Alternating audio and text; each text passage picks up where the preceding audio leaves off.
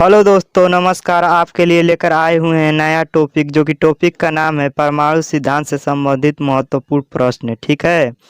Topic का जो दोस्तों नाम है परमाणु सिद्धांत से संबंधित महत्वपूर्ण प्रश्न। यह बहुत ही महत्वपूर्ण प्रश्न है दोस्तों।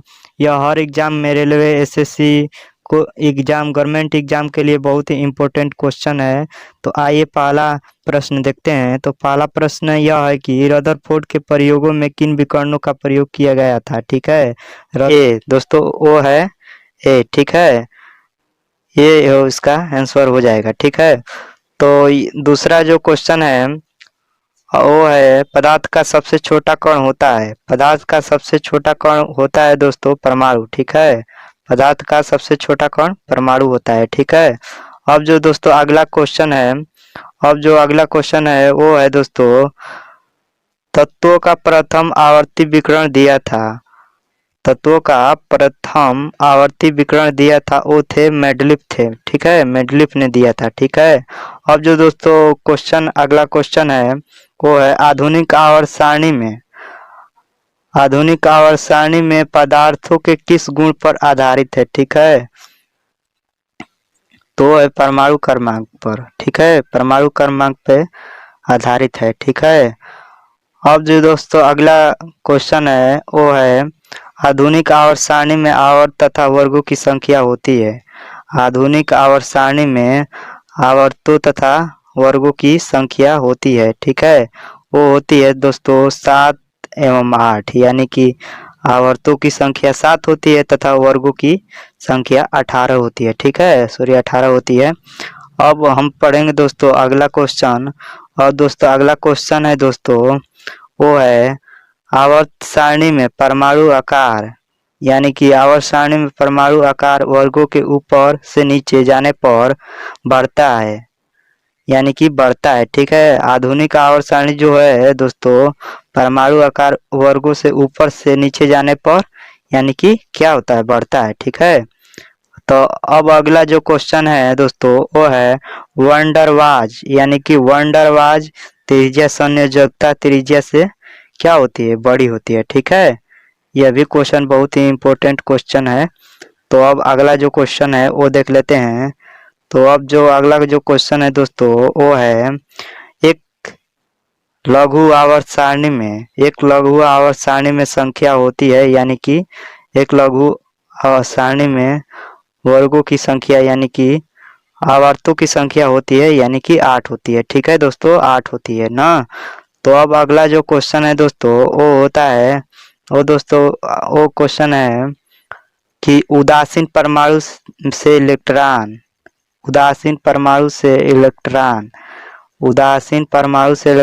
पृथक पृथक करने के लिए दी जाने वाली ऊर्जा होती है। पृथक करने के लिए दी जाने वाली ऊर्जा होती है, वो होती है दोस्तों आयन एंथैल्पी। ठीक है, एंथैल्पी होती है। ठीक है, यह है। तो अब जो क्वेश्चन अगला जो क्वेश्चन है दोस्तों वो है यह है कि किसी तत्व का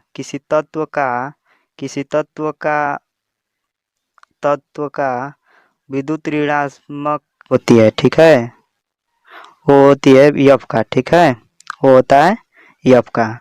तो अब जो अगला क्वेश्चन है वो दोस्तों है अगला क्वेश्चन, सर्वाधिक धात्विक गुण किस वर्ग के सदस्य रखते हैं। सर्वाधिक धात्विक गुण किस वर्ग के सदस्य रखते हैं, वो है ए। ठीक है, वो है ए। ठीक है। अब जो हम अगला क्वेश्चन आपको करा रहे हैं, अगला जो क्वेश्चन है वो है कि थॉमस के मॉडल का नाम बताइए। थॉमस का मॉडल का जो नाम है वो है दोस्तों थॉमस का प्लम बोल्डिंग मॉडल है दोस्तों। प्लम बोल्डिंग मॉडल यानी कि यह है। ठीक है। अब दोस्तों हम अगला जो क्वेश्चन है वो है भोर की कक्षाओं को क्या कहते हैं। भोर की कक्षाओं को कहते हैं हम ऊर्जा या कोश या ऊर्जा। ठीक है, कोश या ऊर्जा। ठीक है। अब जो दोस्तों अगला क्वेश्चन है वो है आधुनिक आवर्त नियम क्या है। आधुनिक आवर्त नियम क्या है?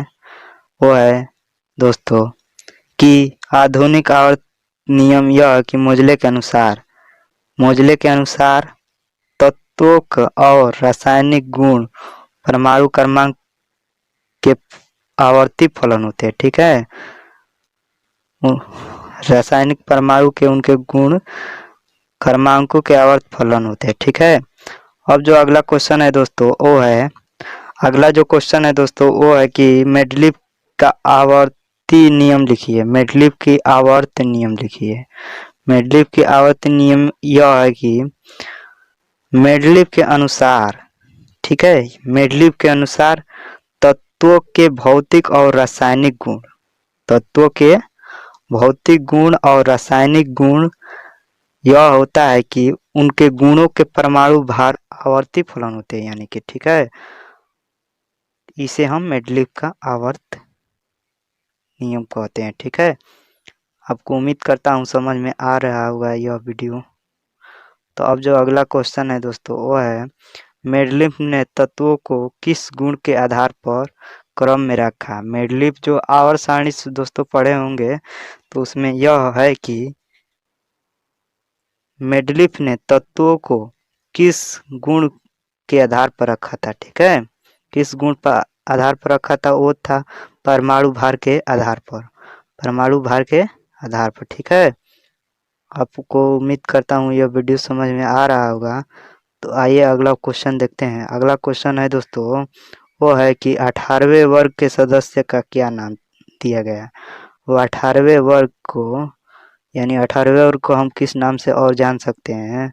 वो है उत्कृष्ट गैस, उत्कृष्ट गैस के नाम से जान सकते हैं। ठीक है, अब जो अगला क्वेश्चन है दोस्तों वो है डी तथा एफ ब्लॉक के तत्वों का अन्य नाम लिखिए।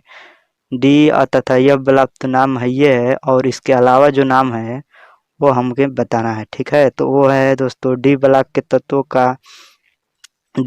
तत्वों को संक्रमण तत्व कहते हैं, और एफ ब्लॉक के तत्वों को अंतः समकरण तत्व कहते हैं। ठीक है, यह हम दोनों को डिस्कस कर चुके हैं।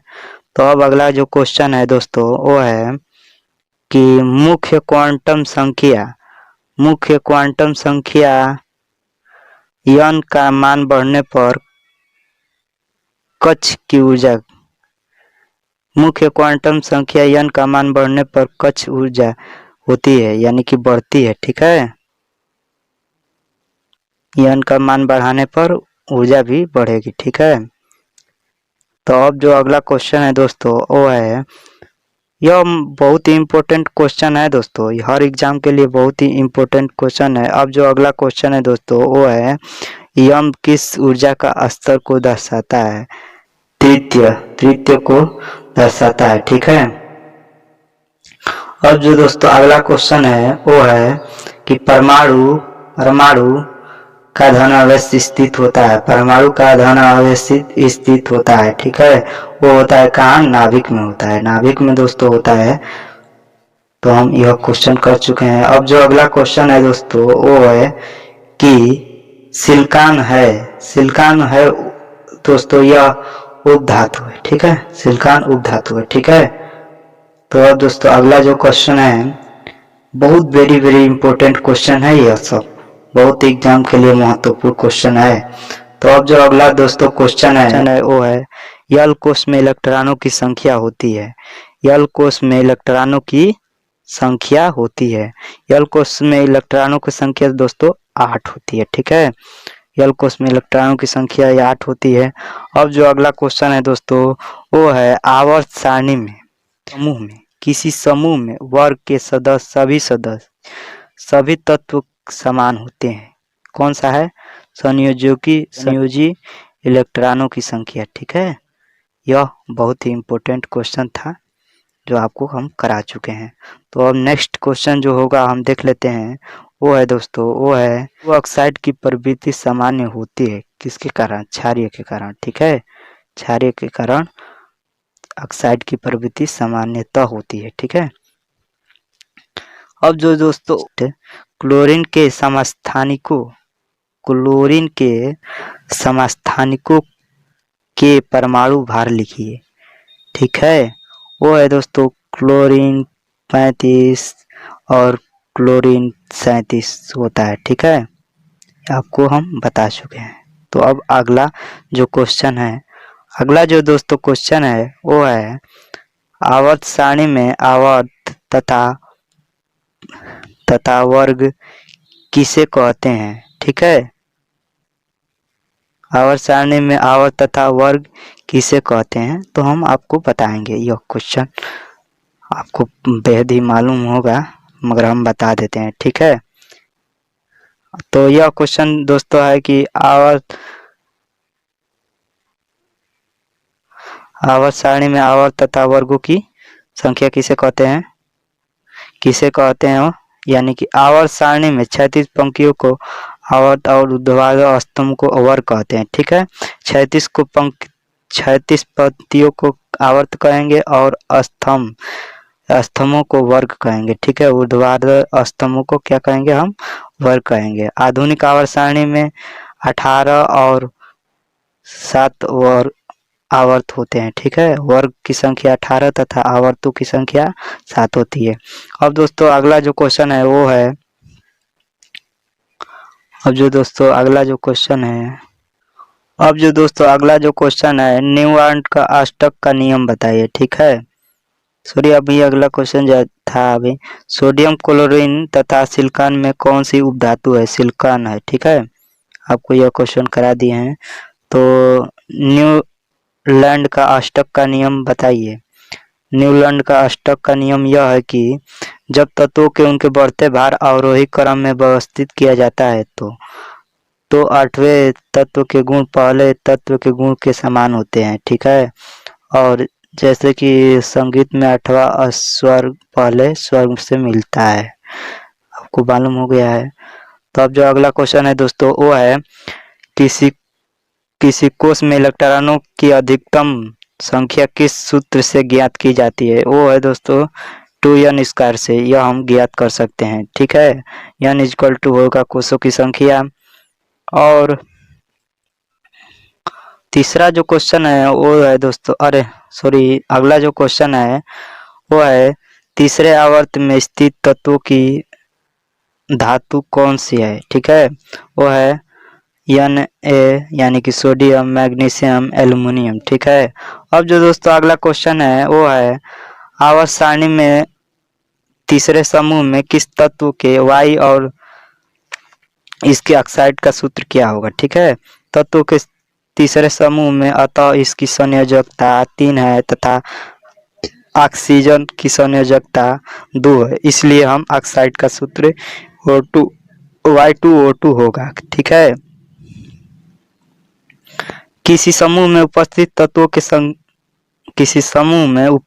तत्वों की संयोजकता क्या होगी। ठीक है, तो होगी किसी समूह में उपस्थित संयोजकता = होगा समूह की संख्या 8 माइनस समूह की संख्या। ठीक है, यह हमें ज्ञात हो जाएगा। समूह की संख्या अगर तत्वों की संख्या संयोजकता ज्ञात करनी होगी तो। ठीक है, तो क्लोरीन, ब्रोमीन, आयोडीन में किसकी क्रियाशीलता हाइड्रोजन के प्रति न्यूनतम है। ठीक है, वो है F2I2 तथा क्रियाशीलता से कम होगी। ठीक है, हाइड्रोजन के प्रति आयोडीन की क्रियाशीलता न्यूनतम होगी।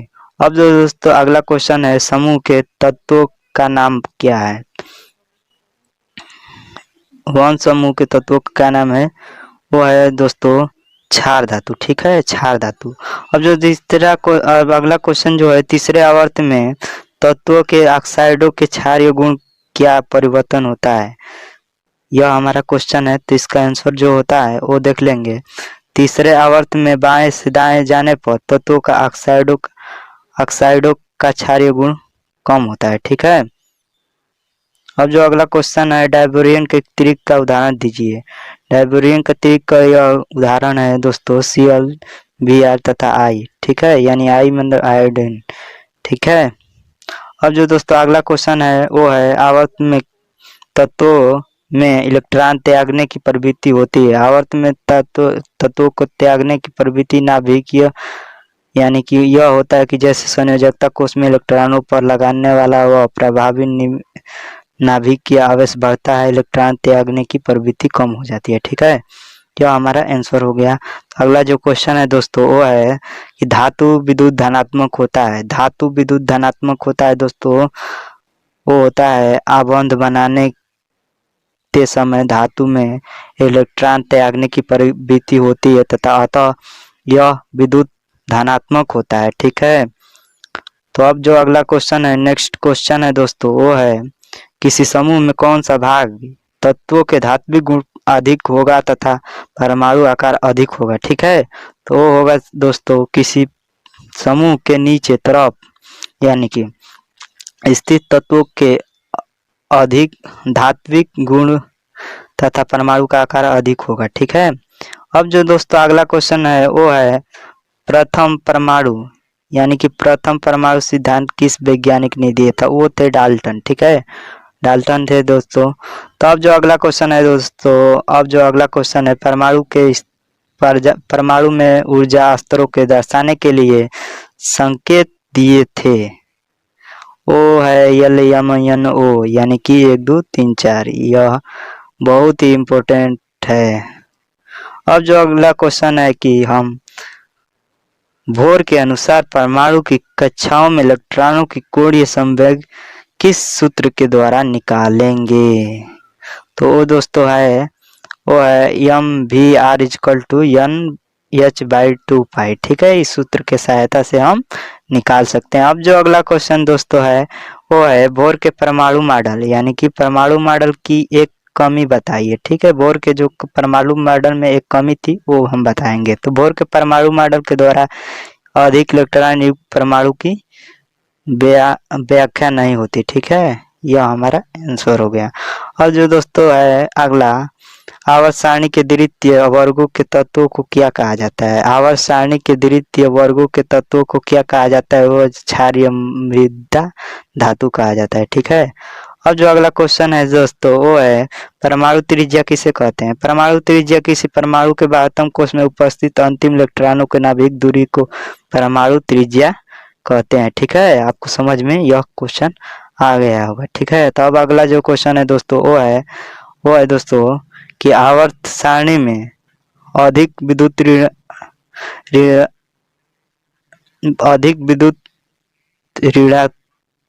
ऋणात्मकता वाला तत्व होता है, वो होता है फ्लोरीन।